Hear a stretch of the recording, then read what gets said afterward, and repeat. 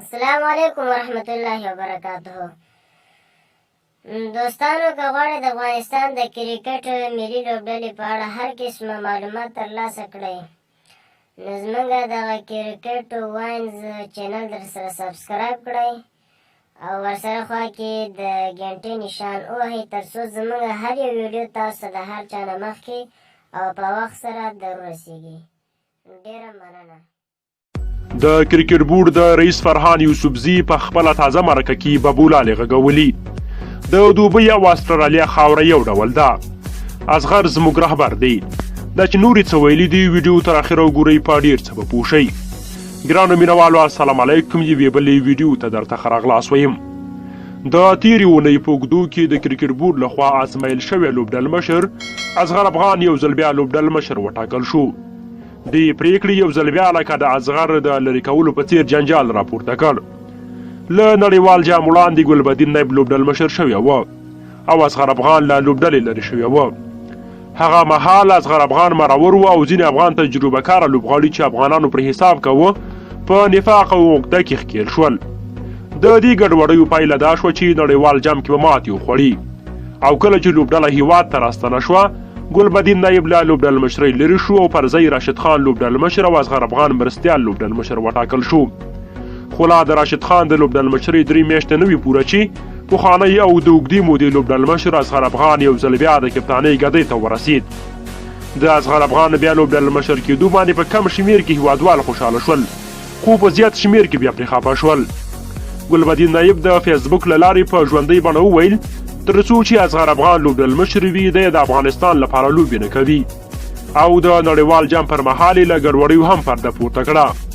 نایب ان تر راتب مشله پورې خبره واضحه کړه خو ډېری هیوادوال په ګلبدین له دې امله نیوکه کوي چې ولې د نړیوال جام پر مهال دا خبرې نه کولې چې اوس یې کوي. د هیوادوالو په وینا اوس اوبه هڅې هم له ورخه تېرې دي او تېر بایللې لوبې نشي جبرانولی.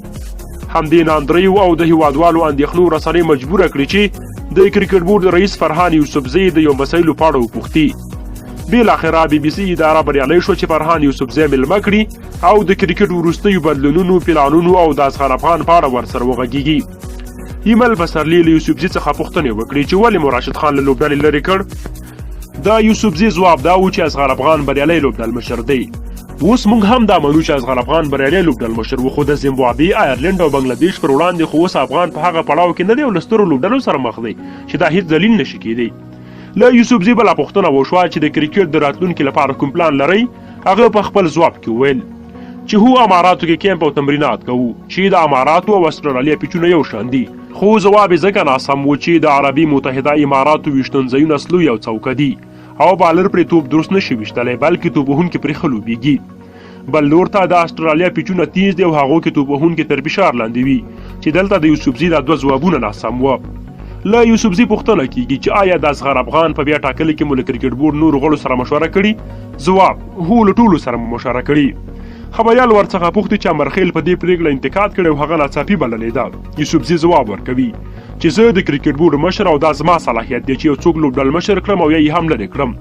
دلته یوسفزي هم کرل کړي او ریها مې ریبل کړي. بل ځواب یې دا و چې زموږ اساسي قانون کې دا راغلي چې زه باید تبدیلي وکړم. خو د یوسفزي مطلب اساسنامه او اصول له اساسي قانون خو دا چې سم نه پوهېده نه د اساسنامې پر ځای اساسي قانون یاد کړ. بله خبره یې د راشد خان وکړه. وایي راشد خان مو ځکه له لوبډل مشرۍ لرې کړ چې هغه په نورو سوداګریزو لیګونو کې بوخت دی. د فرحان یوسفزي په وینا اصغر ښایي تر 2023 کال پورې لوبډل مشر پاتې نه شي.